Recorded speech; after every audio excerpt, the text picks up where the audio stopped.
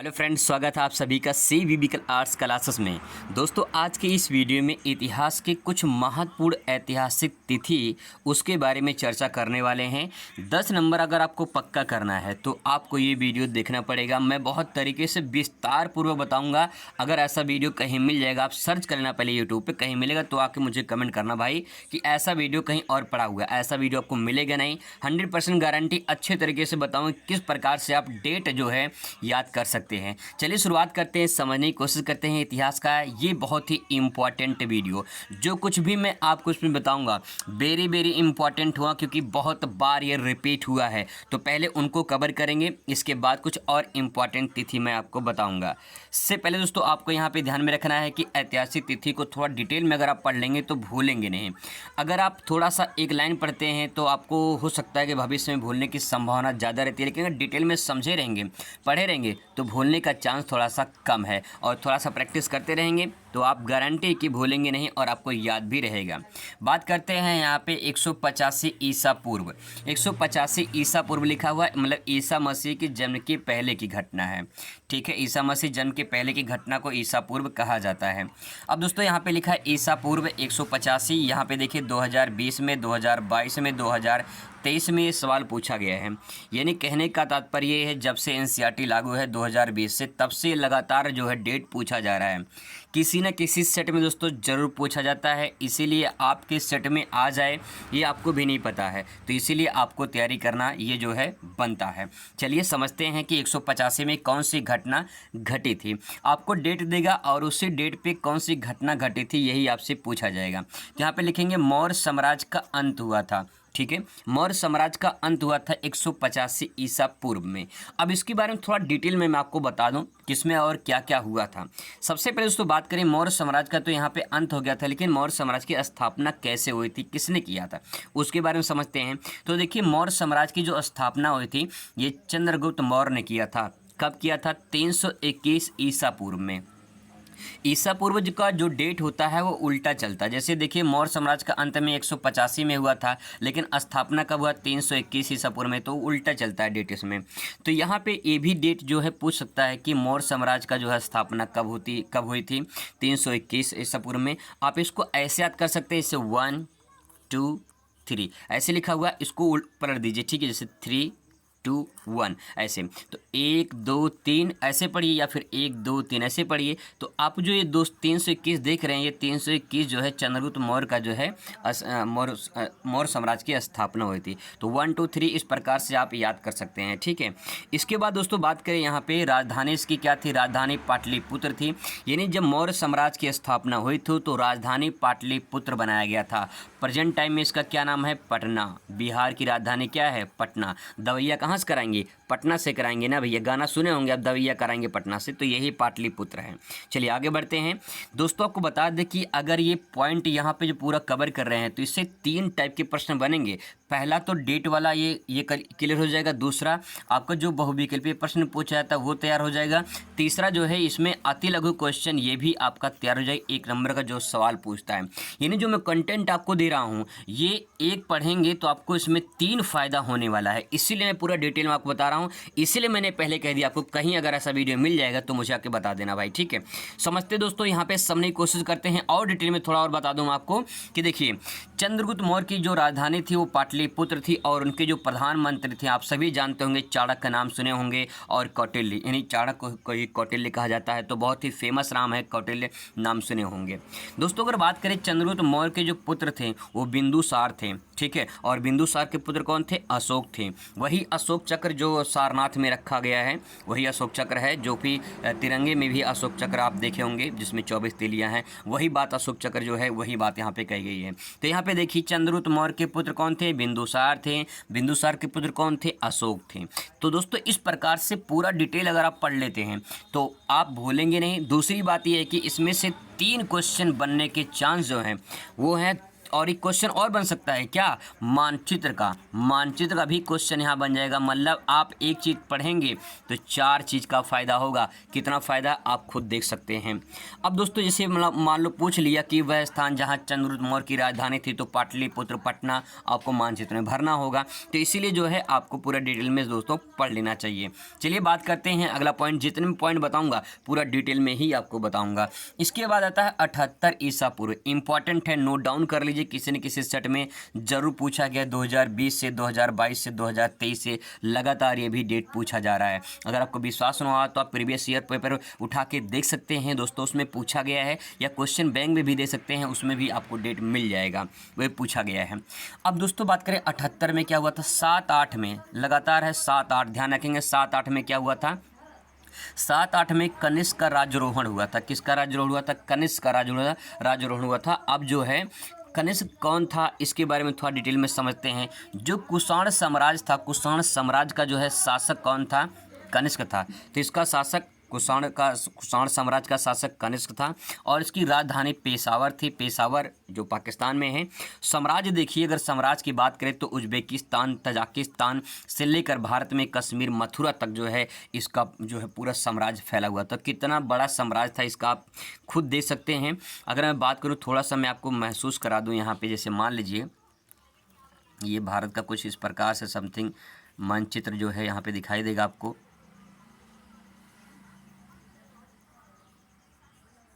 Something इस प्रकार से बना के आपको थोड़ा सा बता देते हैं, ताकि जो है आपको जो है यहाँ पे समझने में आसानी हो। अब दोस्तों यहाँ पे लगभग देखिए भारत का ये है, और यहाँ पे देखिए यहाँ पे पाकिस्तान है, ठीक है, यहाँ पे पाकिस्तान है, और इसके बाद जो है आपको यहाँ पे दिखाई देगा, यहाँ पे अफ़गानिस्तान दिखाई देगा, ठीक है, अफ़गानिस्तान दिखाई देगा। इसके बाद दोस्तों आपको यहाँ पे ऊपर दिखाई देगा, यहाँ पे ऊपर दिखाई देगा आपको यहाँ पे उज्बेकिस्तान, ठीक है, यहाँ पे उज्बेकिस्तान, और इसके ऊपर यहाँ पे दिखाई देगा आपको तजाकिस्तान, ठीक है। तो इस प्रकार से आप यहाँ पे दे सकते हैं, आपको ऐसे ही ये पूरा का पूरा दिखाई देगा, ठीक है। तो आप यहाँ पे इसको चेक कर सकते हैं, देख सकते हैं, इस प्रकार से मानचित्र में दोस्तों भर सकते हैं। चलिए बात करते हैं अगले पॉइंट पर यहाँ पे। और इसके बाद जो है कनिष्क के राज्यारोहण में जब हो गया था, तो कनिष्क के द्वारा जो है शक संवत की शुरुआत हुई थी। आप इस डेट को भी ध्यान रखेंगे, ठीक है, मतलब शक संवत की शुरुआत हुई थी, आप इसको भी लिख सकते हैं, या कुषाण साम्राज्य की भी लिख सकते हैं। अब दोस्तों इसमें आपको कन्फ्यूजन नहीं होना चाहिए कि इसमें कितना हम पूरा लिखेंगे, ऐसा कुछ नहीं है। आपको सिर्फ इतना ही लिखना है, जो मैंने ये पॉइंट लिखा है ना, आपको लिखना है इतना, बस इतना लिखना है। ये तो सिर्फ मैंने आपको समझने के लिए बताया है। और जब आपका डेट पूछा जाएगा तो 185 ईसा पूर्व में आप लिखेंगे मौर्य साम्राज्य का अंत हुआ था, बस काम खत्म, इतना ही लिखेंगे। पूरा डिटेल आपको समझने के लिए मैंने बताया, ठीक है। इसके बाद अगर आपसे पूछता कि कनिष्क का राज्यारोहण कब हुआ था, या फिर 78 ईस्वी में, ईस्वी लिखा हुआ है तो ईस्वी में कनिष्क का राज्यारोहण हुआ था, या लिख सकते हैं कि शक संवत की शुरुआत हुई थी, इतना लिख सकते हैं। बाकी ये डिटेल जो है आप समझने के लिए लिख सकते हैं, समझ सकते हैं, ठीक है। इसके बाद दोस्तों बात करते हैं, इंपॉर्टेंट पॉइंट है 712 ईस्वी में। 2020 में 2022 में सवाल पूछा गया है 712 ईस्वी में, बहुत ही इंपॉर्टेंट है, ज़्यादा ये जो है बहुविकल्पी में भी पूछा जा सकता है, तो इसलिए वो समझ के इसको अच्छे से तैयार करेंगे। सिंध पर मोहम्मद बिन कासिम का जो है आक्रमण हुआ था, तो ये पॉइंट आप यहाँ पे लिखेंगे। सिंध पर जो है मोहम्मद बिन कासिम का क्या हुआ था, आक्रमण हुआ था। और आक्रमण में यहाँ पे देखिए अरबों का आक्रमण हुआ था। किसका, अरबों का आक्रमण हुआ था। और अरब शासक की बात करें तो मोहम्मद बिन कासिम जो था ये अरब शासक था। आपके मन में सवाल होगा कि सिंध पर जो है मोहम्मद बिन कासिम का आक्रमण हुआ था, तो मोहम्मद बिन कासिम कौन था, तो देख सकते हैं अरब सागर जो अरब देश है, ठीक है, अरब देश का अरब शासक का जो है मोहम्मद बिन कासिम था, जो है वो अरब का शासक था। यहाँ पे देखिए कासिम नहीं, मोहम्मद बिन कासिम भारत पर आक्रमण करने वाला पहला अरब मुस्लिम था। तो यहाँ पे ये भी इम्पोर्टेंट क्वेश्चन बन जाता है कि भारत में पहला आक्रमण करने वाला अरब मुस्लिम कौन था, तो मोहम्मद बिन कासिम हो जाएगा इसका करेक्ट आंसर, ठीक है। तो दोस्तों यहाँ पे देखिए 712 ईस्वी में सिंध पर मोहम्मद बिन कासिम का क्या हुआ था, आक्रमण हुआ था। चलिए आगे बढ़ते हैं, शुरुआत करते हैं आगे। अगला दोस्तों पॉइंट यहाँ पे है 1325 ईस्वी। 1325 ईस्वी की बात करें 2020 में 2022 में सवाल पूछा गया है, और इसको देखिए 1325 में क्या लिखेंगे आप, 1325 में आप लिखेंगे, देखिए यहाँ पे शेख निज़ामुद्दीन औलिया की मृत्यु हुई थी। जो सूफी एक संत थे, इनकी जो है मृत्यु हुई थी। शेख निज़ामुद्दीन औलिया की मृत्यु, सूफी संत थे, इसके बाद दोस्तों एक पॉइंट और यहाँ पे लिख सकते हैं, कई सारे घटनाएं घटी होती हैं। तो देखिए यहाँ पे गयासुद्दीन तुगलक ने तुगलक वंश की जो है स्थापना की थी। देखिए 1320 से लेकर 1325 ईस्वी तक जो है चला था तुगलक वंश। अगर बात करें तुगलक वंश के तो यहाँ पे डिटेल में लिख सकते हैं। यहाँ पे ध्यान रखेंगे आप, इसमें से चाहे आप ये लिखें, ठीक है, और उसके बाद चाहे आप जो है गयासुद्दीन तुगलक की जो है तुगलक वंश की स्थापना चाहे ये लिखें, ठीक है। अगर इसको डिटेल में और समझा जाए तो दिल्ली सल्तनत पर जो है शासन किया था किसने? तुगलक वंश ने। अगर बात करें तुगलक वंश के जो गयासुद्दीन तुगलक थे, इन्होंने इसकी स्थापना की थी। इनकी मृत्यु भी जो है 1325 जो है ईस्वी में हुआ था। तो यहाँ पे मृत्यु ही हुई है। यहाँ पे देखिए शेख निज़ामुद्दीन औलिया की मृत्यु और उसके बाद गयासुद्दीन तुगलक की मृत्यु हुई थी। कब? ये हुई थी 1325 में। तो इसमें से चाहे ये लिखिए चाहे ये लिखिए, दोनों आपका सही होगा। डिटेल में समझने के लिए इसके बारे में थोड़ा और समझ लीजिए। जैसे आप यहाँ पे देख सकते हैं कि तुगलक वंश की स्थापना किसने की थी? गयासुद्दीन तुगलक ने की थी। 1320 से लेकर 1325 तक इनका शासन चला था दिल्ली सल्तनत पर, और इसके बाद जो है इनकी 1325 में मृत्यु हो गई थी। मृत्यु होने के बाद कोई पद संभालता है, तो पद जो संभाले थे वो थे भाई गयासुद्दीन तुगलक का बड़ा पुत्र, और बड़ा पुत्र जो था वो था आपका दिल्ली सल्तनत का मोहम्मद बिन तुगलक।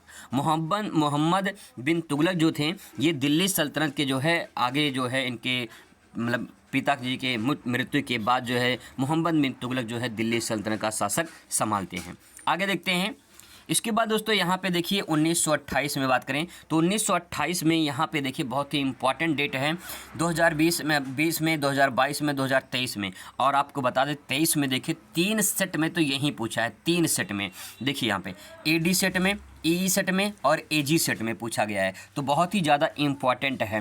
तो 1928 में क्या हुआ था? 1928 में बारदौली में किसान सत्याग्रह आंदोलन हुआ था। बारदौली किसान सत्याग्रह आंदोलन, ये भी इम्पॉर्टेंट है। आप चाहे ये लिखिए या फिर आप चाहे लिखिए लाला लाजपत राय की मृत्यु हुई थी। लाला लाजपत राय की मृत्यु की अगर हम बारे में चर्चा करें तो यहाँ पर आप देख सकते हैं कि साइमन कमीशन जब भारत आया था 1928 में, साइमन कमीशन भी भारत आया था। तो साइमन कमीशन जब भारत में आया था तो जो है लाला लाजपत राय और बहुत सारे लोगों ने जो है विरोध किया था। साइमन गो बैक का नारा भी दिया था, आप सुने होंगे, देखे होंगे। साइमन कमीशन का जो है विरोध किया था। उस समय जो है पुलिस ने लाठी चार्ज किया था और बहुत ही पीटा था। उस लाठी चार्ज में लाठी पीटने से जो है इन सब के जो है बहुत घायल हुए थे, और उसी में लाला लाजपत राय की मृत्यु हो गई थी। साइमन कमीशन जब भारत पहुंचा था तो इसीलिए जो है ये विरोध हुआ था, और इसी विरोध में पुलिस ने लाठी बरसाई थी, और लाठी में कई लोग घायल हुए थे। लाला जी थे ये भी जो है कहीं न कहीं प्रभावित हुए थे, और उसी लाठी चार्ज से इनकी मृत्यु हुई थी। इसके बाद दोस्तों आता है आपका भारत छोड़ो आंदोलन। बहुत ही मोस्ट इंपॉर्टेंट है। 1942 में घटना घटी थी। डेट यहाँ पे देख सकते हैं 20 में, 22 में, 23 में भी 3 सेट में पूछा गया है। बहुत ही इंपॉर्टेंट है, देख सकते हैं यहाँ पे देखिए। अगर बात करूँ मैं थोड़ा सा और आपको यहाँ पे दिखा दूँ तो 2023 के एडी सेट में देखिए 1928 भी पूछा था, और 1942 में ये देखिए ये भी पूछा था एडी सेट में। तो एक ही सेट में 2023 में 2 यहाँ पे डेट ये भी पूछे गए थे, तो इम्पॉर्टेंट है।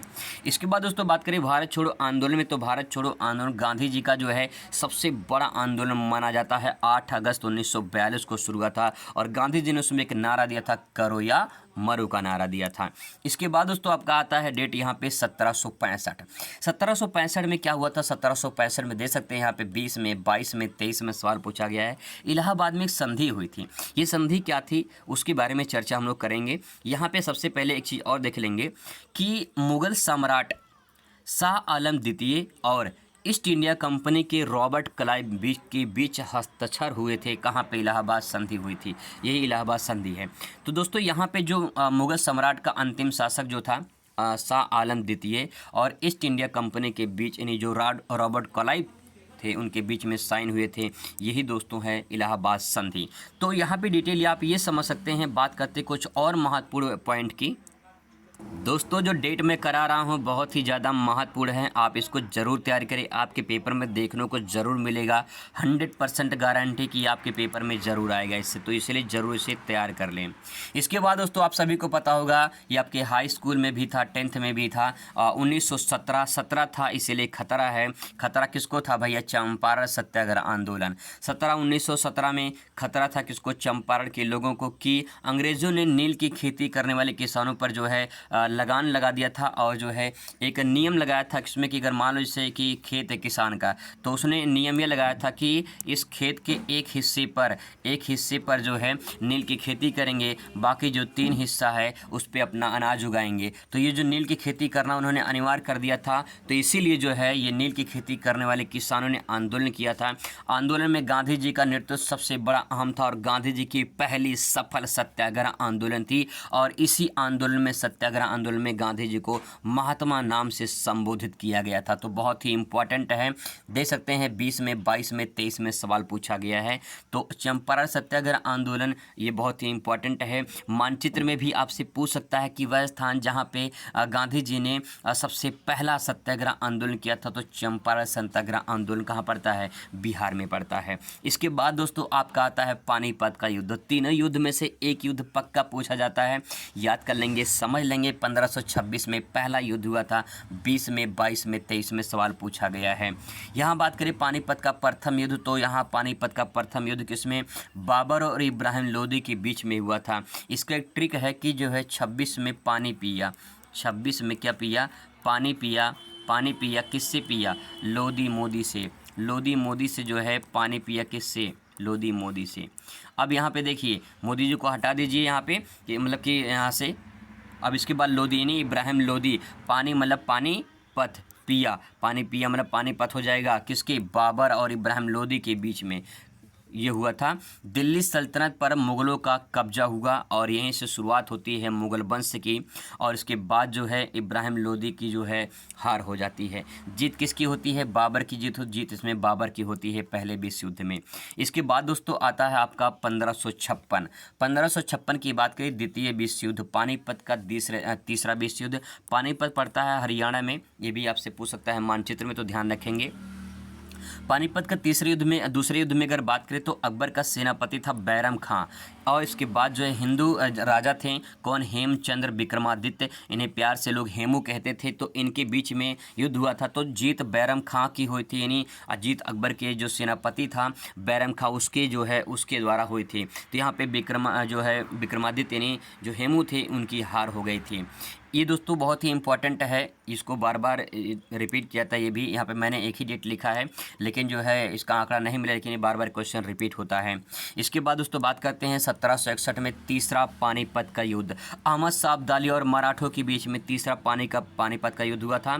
अफगान का साम्राज्य का सेनानायक था अहमद शाह अब्दाली, अफगानिस्तान से आया था, और मराठा साम्राज्य के जो एक सेनापति थे जिनका नाम था सदाशिवराव भाऊ।